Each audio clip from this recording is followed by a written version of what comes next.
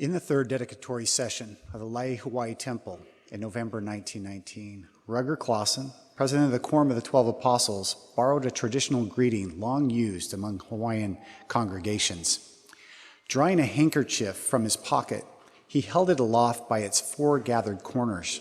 Then, as he explained that he had brought the Aloha from the Relief Society General Board in Salt Lake City to the Sisters of Laie, he opened up the handkerchief, and all the saints immediately responded with a hearty aloha, after which he then symbolically folded up the handkerchief containing their response and returned it to his pocket to return home with him.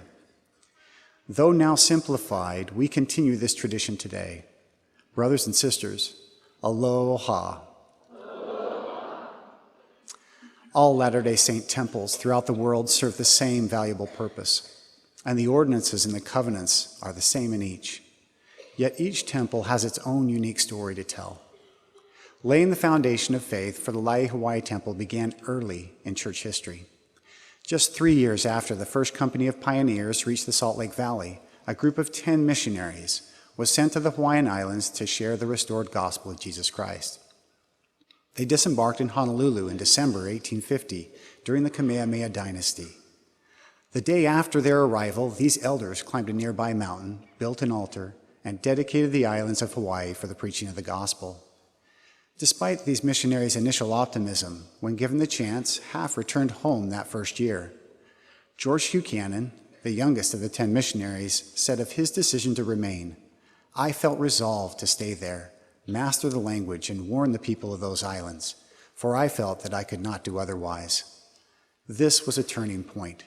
Not long thereafter, Cannon met and converted Hawaiian judge Jonathan Hawaii Napela, who helped him and the other elders learn the native language. And within 3 years, nearly 3,000 native Hawaiians were baptized. Amid successes and setbacks, more Utah missionaries were sent to Hawaii. Among those arriving in 1854 was 15-year-old Joseph F. Smith, son of Hiram and nephew of the prophet Joseph Smith. This was the first of 3 missions he would serve in Hawaii over his lifetime. George Buchanan and Joseph F. Smith never forgot Hawaii, and between them, they would go on to serve in the first presidency as a counselor or as prophet for over 50 years. Like their counterparts serving elsewhere in the mid-1800s, missionaries in Hawaii taught that new members should gather to Zion in Utah. However, in an effort to preserve the dwindling population, the Kingdom of Hawaii forbade such immigration.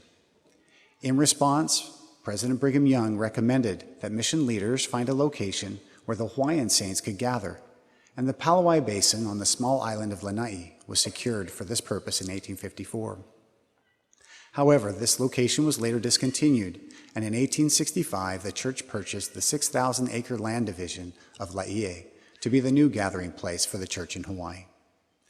Yet despite their own place of gathering, the island saints, Hawaiian saints continued to long for temple blessings.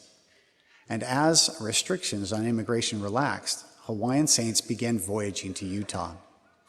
Eventually, a group of Hawaiian saints established a colony west of Salt Lake City that they named Iosepa, the Hawaiian word for Joseph. For more than 25 years, this colony was home to a number of Hawaiian and other Polynesian saints who came to Utah seeking temple blessings. However, numerous Hawaiians and other Pacific Islanders did not settle at Iosepa, but rather journeyed to the temple in Utah, received the ordinances, and returned to the islands, all at significant sacrifice. In the year 1900, George Buchanan, then first counselor in the first presidency, returned to Hawaii in celebration of the mission's 50th anniversary. Deeply impressed by their enduring faithfulness, President Cannon began to speak openly to the Hawaiian saints about the possibility of receiving temple blessings. Not long after President Cannon's visit, Joseph F. Smith, who cumulatively had served nearly 7 years among the Hawaiian saints, was set apart as the 6th president of the church. During his tenure as prophet, church membership in Hawaii approached 10,000. And the righteous longevity of the Hawaiian saints, many now third-generation members, had few peers among groups of the church members living outside the Intermountain West. Furthermore, few groups of members far from the main body of the church have proved to be so faithful and desirous of temple blessings longer and at such a level of sacrifice than the saints in Hawaii and the greater Pacific. Thus it was in 1915 when President Joseph F. Smith received an invitation from Apostle and U.S. Senator Reed Smoot to join him on a visit to Hawaii. President Smith accepted, also inviting his good friend, Presiding Bishop Charles W. Nibley, to join them. President Smith was profoundly moved by his experience among the Hawaiian saints during this nearly 2-week visit. And noting the economic strength of the mission, he determined that the time to build a temple in Hawaii had come, and straightway he decided to dedicate a temple site prior to his departure. During the evening of June 1st, 1915, President Smith asked that Elder Smoot and Bishop Nibley join him for a walk. After making their way from the mission home to the Laie chapel, President Smith suggested that a temple be built where the chapel then stood. He added that if this met their approval, then he felt impressed to dedicate the land for that purpose. All agreeable, President Smith did so. Of the prayer, Elder Smoot recalled, "I never saw a more beautiful night in all my life. The surroundings were perfect. I have heard President Smith pray hundreds of times, but never in all my life did I hear such a prayer. The very ground seemed to be sacred, and he seemed as if he were talking face to face with the Father." 4 months later, in the opening session of the October 1915 General Conference, President Joseph F. Smith publicly announced that a temple would be built in Hawaii. Capturing the voice of many Hawaiians, Lyons Baldwin Nainoa, a longtime resident of Laie, declared, "We have prayed a long time that the Lord would help us go to Zion, to Utah, and now we have a temple brought to our land. Let us work day and night."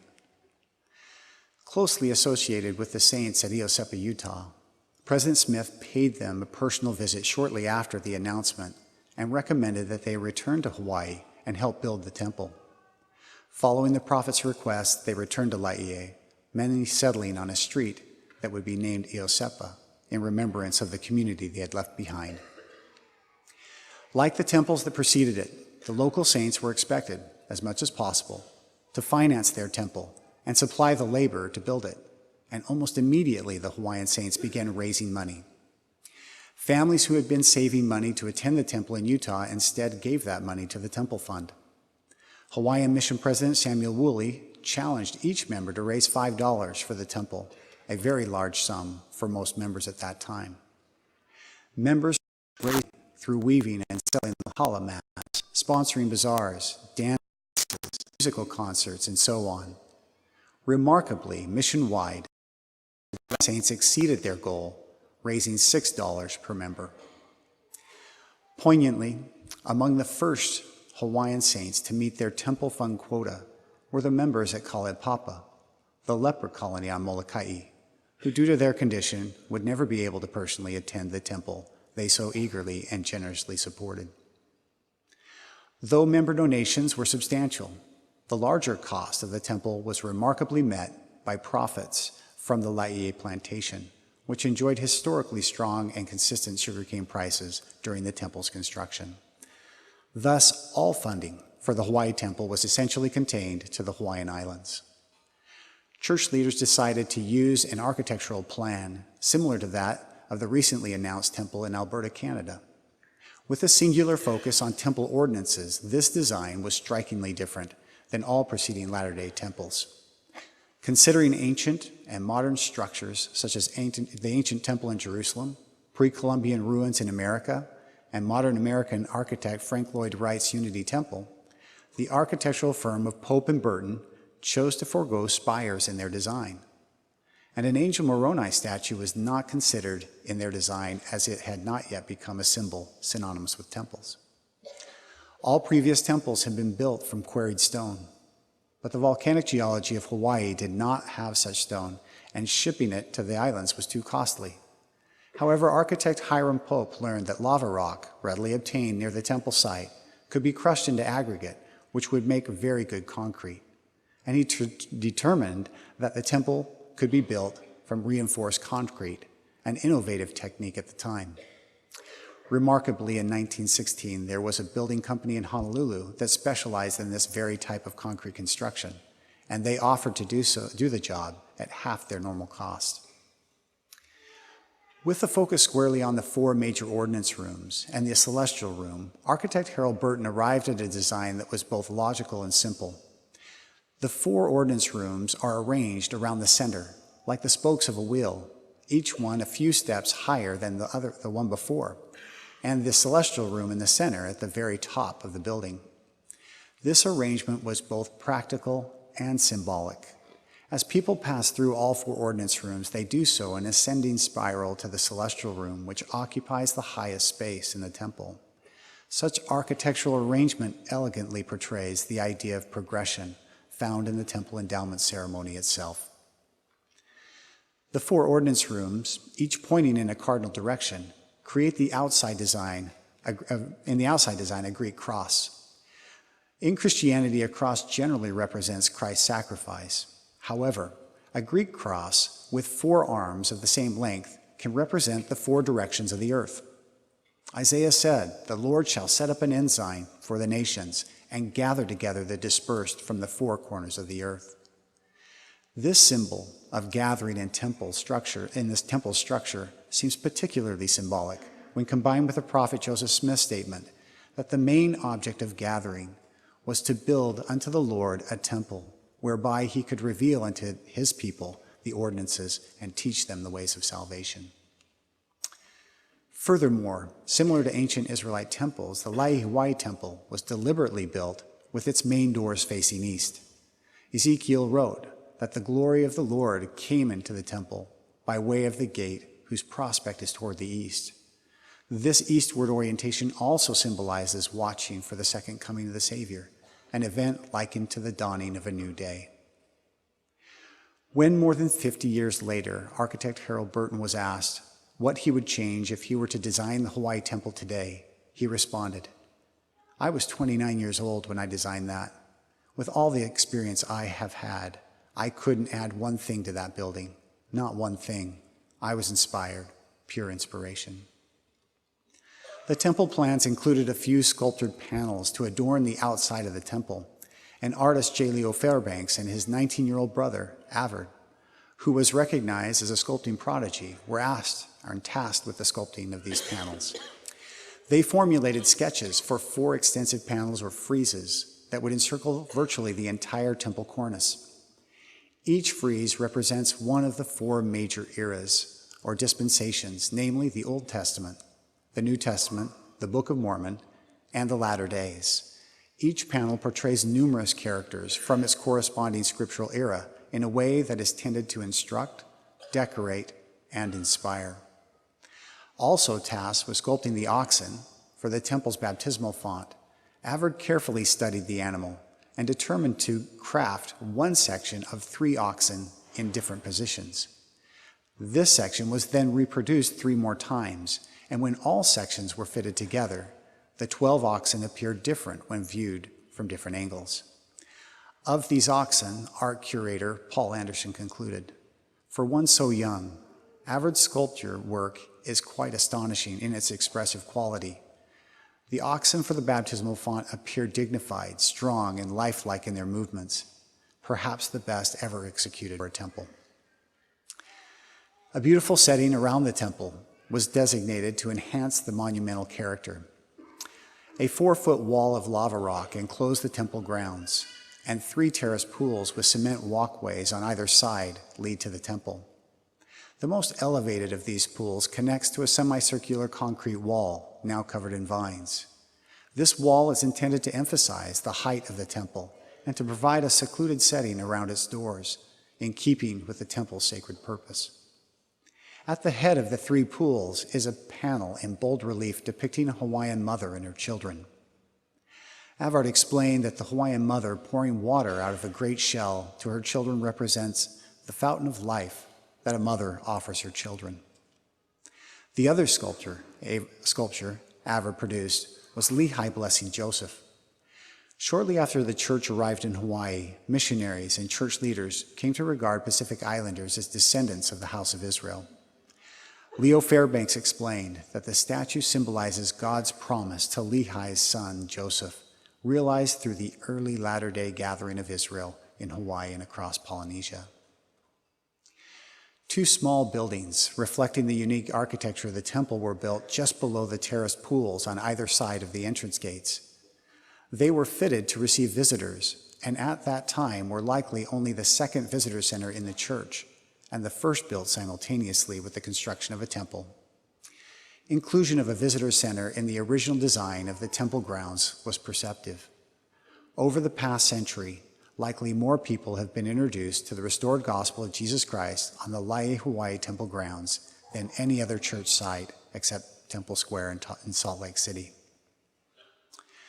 That the building of the Hawaii temple could be achieved with such quality, using mostly unskilled labor in markedly remote conditions without the use of heavy equipment, be financed entirely in Hawaii, and be completed within 2.5 years despite various delays, really was miraculous. However, the ultimate miracle is what the cumulative effort, with divine assistance, produced: a magnificent edifice eminently suited to its purpose as a house of the Lord. Construction of the temple was essentially completed in June 1918, yet the ailing health of President Joseph F. Smith, his passing in November 1918, and the global Spanish flu pandemic would delay the temple's dedication for nearly 1.5 years. Finally, President Heber J. Grant and his party arrived in Hawaii in November 1919 to dedicate the temple. Companies of saints began arriving in Honolulu on steamers from other islands, and on Wednesday, November 26th, exactly 100 years ago today, hundreds of saints began arriving in Laie by train. President Clausen observed, "They presented an animated scene at the train depot as they stepped off the cars in their light-colored summer clothes and with smiling countenances. Friends from the colony of Laie were there to greet them with words of welcome and brotherly love." Over 4 days, 5 dedicatory sessions were held to accommodate the nearly 1,500 saints that had gathered to Laie. In his dedicatory prayer, first given on Thanksgiving Day 1919, President Grant said, "We beseech thee that thy spirit may ever dwell in this holy house and rest mightily upon all who shall labor therein. May all who come upon the grounds which surround this temple feel the sweet and peaceful influence of this blessed and hallowed spot." The prayer concluded, "We most earnestly pray that this sacred building may be a place in which thou shalt delight to pour out thy Holy Spirit in great abundance, and in which thy Son may see fit to manifest himself and to instruct thy servants." The Sunday morning session was conducted for primary-age children. Mary Ann Wong Song was 9 years old at the time and later recalled, "The children were taken into the temple and walked up and up until he came to a room that President Heber J. Grant was in. He welcomed us and talked to us. He asked us to sing one of his favorite songs, which was 'Who's on the Lord's Side Who?' He sang with us too. It was the first time I had ever seen a prophet of the Lord." Reflecting on the 4-day dedicatory event, President Heber J. Grant said, "I am at a loss to give thanks to the Lord for the inspiration of his Spirit which came to me in praying and speaking at the dedication of the Hawaiian Temple." And he proclaimed the events a spiritual feast never to be forgotten. The Hawaiian word ohana means family, not just the small nuclear family, but what Dorothy Leilani Belling refers to as the fully extended generational family of aunts, uncles, cousins. Ohana is the embracing, animating center of life, one's family, close quote. Just as within the church, our obligation to redeem the dead begins with our own immediate ancestry, our ohana, it might be assumed that after death, our first efforts to share the gospel in the spirit world would follow that priority as well. The Hawaiian race, which included numerous church members, was decimated by disease in the 1800s. This was devastating. Yet amid such loss, Hawaiian church members and the missionaries who served among them were often comforted by the understanding that those deceased members would now be furthering the gospel cause in the spirit world, particularly among their departed ohana. For more than 60 years, these departed Hawaiian members have been preaching to their families across the Veil. Now their faithful descendants have built a temple that could consummate that labor. What's more, many ancient Hawaiian names and ancestry had been preserved in chants and meles or songs and handed down through generations. These records would be among the first work for the dead done in the Hawaii Temple. Of these conditions, Belling concluded, "I believe there was no place in all the world in 1919 that was any more prepared to support the work of a temple with centuries of ancestral records, over 60 years of preparation by departed missionaries to the dead, and a tried and faithful membership than Hawaii." The reward for this extraordinary effort was the Hawaii Temple. From its inception, the Hawaii Temple was destined to reach many kindreds, tongues, peoples, and nations. From a historical standpoint, it has been among the most ethnically prodigious temples of the latter days, and it began earning this moniker within months of its dedication. Beginning in 1920, groups of Maori saints began making the more than 9,000-mile round-trip journey to the Hawaii Temple. Samoan saints also began arriving in the 1920s to attend the temple, and a number of these families settled in Laie, becoming part of the fabric of this temple community. In the 1960s and 70s, Japanese and Korean saints arranged excursions to Laie Hawaii Temple as well. And saints across the Pacific and Asia have long sent their family names to Hawaii and had to have their temple work completed. This international reach is a hallmark of the Hawaii Temple's 100-year history and remains a striking example of the Church's early effort to carry the fullness of the gospel, realized only in temples, to all nations. The temple's international reach would be further extended by the apostolic visit of David O. McKay to Laie in 1921. During a flag-raising ceremony at the church-run school and in a meeting at the chapel next door, Elder McKay witnessed Hawaiians, Americans, Chinese, Japanese, and Portuguese, and Filipinos. And he recalled what an example in this little place of the purposes of our Father in heaven to unite all peoples by the gospel of Jesus Christ. From that experience, he visualized making Laie, with its temple, a center of education. In short, David O. McKay saw, as he likely could nowhere else at that time, the future of the church, a church that would one day be filled with all races and ethnicities. Eventually, President McKay's vision was realized with the establishment of this university in 1955. And what President McKay envisioned in 1921, I see every day in my classes. But this would not be the only synergistic connection the Laie Hawaii Temple would make with another institution.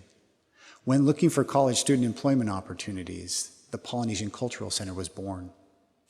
Originally to be built next to the temple, it was decided to expand the Temple Visitor Center to accommodate the additional visitors that the adjacent PCC would bring.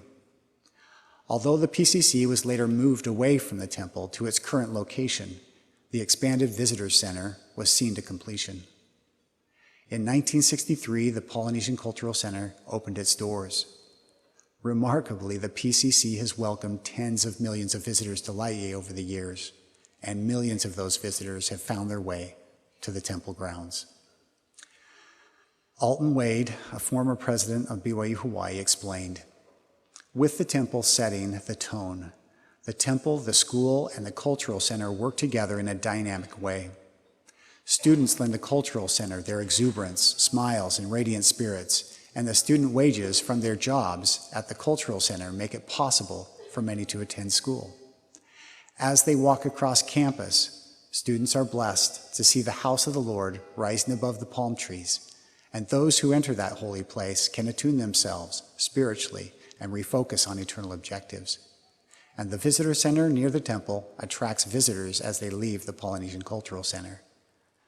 Only the Lord could orchestrate a marvelous threefold effort such as this." In conclusion, the Laie Hawaii Temple, dedicated a century ago, was at the forefront of a church-wide shift away from gathering to the Intermountain West. This temple was among the first brought to the people, and for decades, it stood as the closest temple geographically to half the planet. It was among the first Latter-day Saint temples to accommodate large numbers of patrons from different cultures, speaking different languages. The temple played a role in spawning a university and a worldwide tourist attraction. And over the years, millions of visitors have been introduced to the church on the Laie Hawaii Temple grounds. Yet the ultimate purpose and power of the Laie Hawaii Temple is not found in its history, its outward beauty, or on its grounds, but rather can only be discovered by those who worthily spend time within its walls. Of our personal experience within the temple, 3-time Laie Hawaii Temple President Edward Clissold concluded, "There is no magic at the door of the temple that turns a sinner into a saint. The place for us to prepare to meet the Lord in this holy house is in the quiet walks of our everyday life, in our homes, in our businesses, in our private lives. Then we shall come to the temple to partake of the rewards which God has for the faithful. Here we shall receive the glorious endowments of the priesthood. Here we shall be sanctified. Here we shall do the work of our kindred dead. Here we shall be saviors on Mount Zion. And here we shall receive the strength and the fortitude that will carry us through life."